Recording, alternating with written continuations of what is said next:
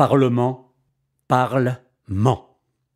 Les frimas, depuis longtemps en terre d'Armorique, oublieuses de fructueuses embellies, sur les chevaliers de la mer, angoissants, étaient tombés. Les moissons auturières océanes ne s'offraient plus, généreuses, aux étraves écartelant les vagues.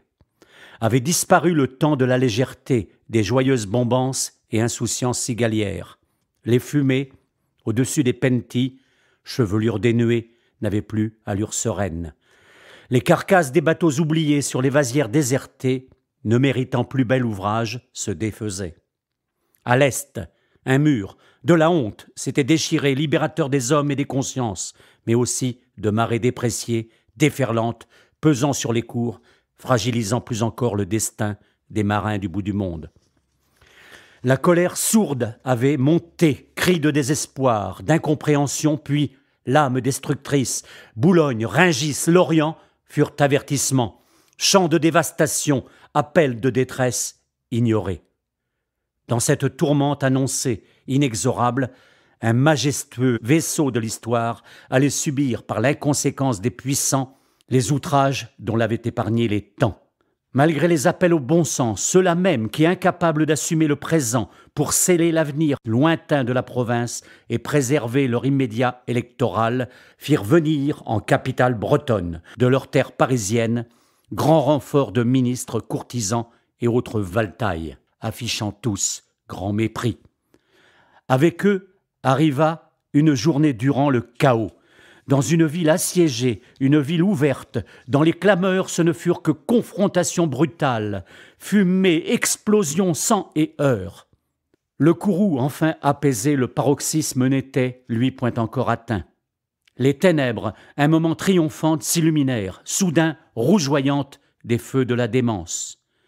Orage de flammes, de larmes et d'eau, sans clémence, détruisant l'œuvre artisane d'un autre temps. Découvrant les matures, fracassant l'espace, essuyant, échappant à l'entendement, malgré les vents contraires, l'histoire et ses témoignages.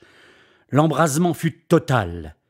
Incrédules, angoissés, de partout ils vinrent, mus par on ne sait quelle puissance, découvrant au moment de son déclin la richesse d'eux, jusqu'alors ignorée, du trésor de leur passé.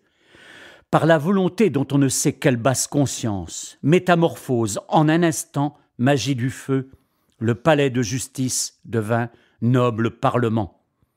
Du puits, la vérité sort, dit-on, et non point, c'est certain, des gravats et braises encore tièdes. Les tireurs de filets, le portier de Saint-Yves, pour ne point inquiéter les vrais coupables, furent, rideaux de fumée, montrés du doigt, jetés à la vindicte. La lâcheté fut flamboyante et les consciences à vendre, la justice au plateau défaillant fut absente. Les paroles données ne valant que ce qu'elles valent, avec les dernières volutes, la vérité s'envola pour un temps. Le mur épais du silence ne résiste pas aux ans.